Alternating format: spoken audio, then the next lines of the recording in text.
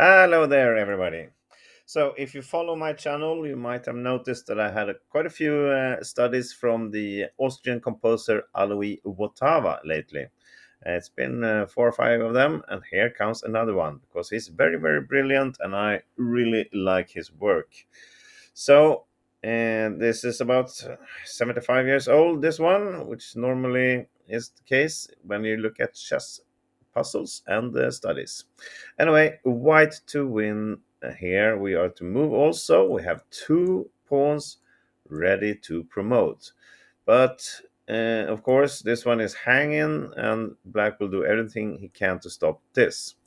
And if we start with promoting it, well, we're going to face a check right away, and we're just going to lose the queen. So this is not winning anymore because this pawn will also fall. So we have to find something smart here to promote either of these pawns and really keep the queen. That will be enough for us to win. But it's now time for you to find out how you're going to do that by pausing the video, analyzing this on your own time, and when you return, I will go through all the variations with you. Go ahead.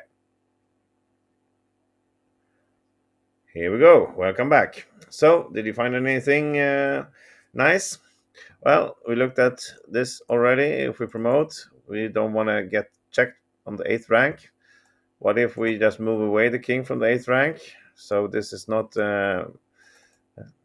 doing any good right now. Well, it's still good for black to put the rook here. It's even more easy to show how he will achieve a draw by putting it on h4. We can guard our pawn, but black can just sacrifice here, get another pawn, and of course, with only a bishop left, there's no checkmate for us in sight. So it seems we have to stop the rook from coming here, but we also have to stop the rook from coming to h4. This pawn is really lost. We cannot do anything about it. Black can take it whenever he wants. So we have to focus first on stopping the rook to getting to any of these 2 squares. And when we do that, it seems like a very good starting move is bishop to g4. But it's not enough, really. But we have to look at it. This is not the winning move, but it seems it might be because we are protecting the c8 square. If black chooses to take our bishop, then we can promote to a queen, which he cannot grab. And this is winning for white.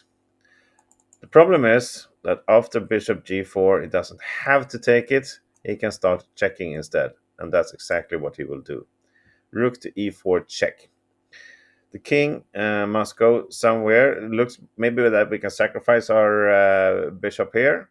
But black can just, if he wants to, play rook h4 and then grab this pawn anyway. He can also take the bishop like this, followed by rook h6. So this is not good. We have to move the king, and we can go in 2 directions. Let's see what happens if we go to the left towards his king. Problem here that the king is blocking our way, so we cannot come much further. We will get checked again. The minute we leave the 7th rank, black will play rook to the 8th rank and really stop everything like this. It will come to h8 and then just grab this pawn and then grab this pawn. So after the check, we have to stay on the 7th rank and we will just get checked. Now he cannot take the bishop, but still he can just come to h4, grab the pawn, grab this pawn, and we're going to end up in a draw. And of course, as soon as we leave the 7th rank again, the rook will come here. So it seems we don't have anything to do here. Black will just keep on checking, and if we come here, we grab this bishop with a check, and then just put the rook here. This is all leading to a draw. So it brings us back to the starting position again. We cannot start with the bishop to g4. Even though it looks promising, we have to find something else. And here it comes. So remember when I said the king is blocking this entrance for our king? Well, let's do something about that. Let's sacrifice this pawn. It's going to be taken anyway. It's a dead cause up here. So let's use it to really force the black king away from the action. Obviously, black has to take this promoted queen.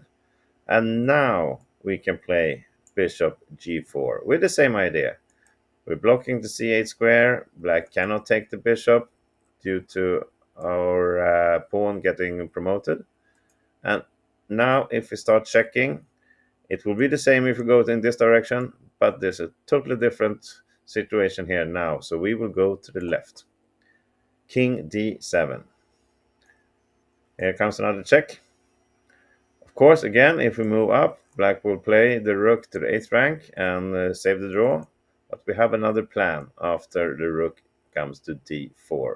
And that is, of course, to keep on going on the 7th rank. Remember that we are blocking the c8 square. So after this check, we can just leave the 7th rank. We still have control over these squares, which means black is running out of time. He will, of course, get another check, and now the plan for him is to get to b8. So, what do we have in plan for him that surprises him? If you want to pause the video again, you can go ahead right now. Okay, welcome back. So, we cannot attack the rook. He will come to b8 and move to h8 in the next move, and then grab the pawn. But we can do something else. We can play the king to a6. Look at this. If he comes to b8, which we will be gladly to allow, well, now the king is cornered. This little check here, it's actually a checkmate in 2 moves. Black will have to put his rook in between, and we promote to a queen, or even more beautiful, to a rook, and this is a checkmate. So after the check, he cannot come to b8. We'll have to try to continue to check, but now we can attack the rook. His king is blocking him from coming to the 8th rank, and really nothing else he can do. He has to grab this, try to survive with a rook versus a queen. But in this situation where the king is cornered, the rook is far away, according to the computer, the longest mate sequence is 9 moves. We're going to checkmate in 9 moves. I'm not going to show you the all sequence here. This is a typical theoretical position. Queen versus rook is winning if played correctly. So that's that. But let's see one more little variation also. After we sacrifice on a8, we play bishop g4. Black doesn't have to start checking. He can also try this. Rook to b4 with the intention of coming to b8 right away, and our king is too far away. So if you want to pause the video one last time to solve this one, you can go ahead now. Okay, here we go. It's pretty simple. Actually, we will just go with our king towards this place. If he checks now, then we put bishop in between, and this pawn will be winning like that. And after we go here with the king, if it then starts checking, well, it will transform to exactly the same situation as we looked at before. The checks will come here, and after king a6, he really realizes black that he will have to just give this up. Okay, that was the full little study from Alois Wotawa. I hope you enjoyed it. I sure did. I thought it was very beautiful. And tomorrow I will give you something a little bit more easy. Let's do a 2 movie then. See you then. Have a great day. Bye bye.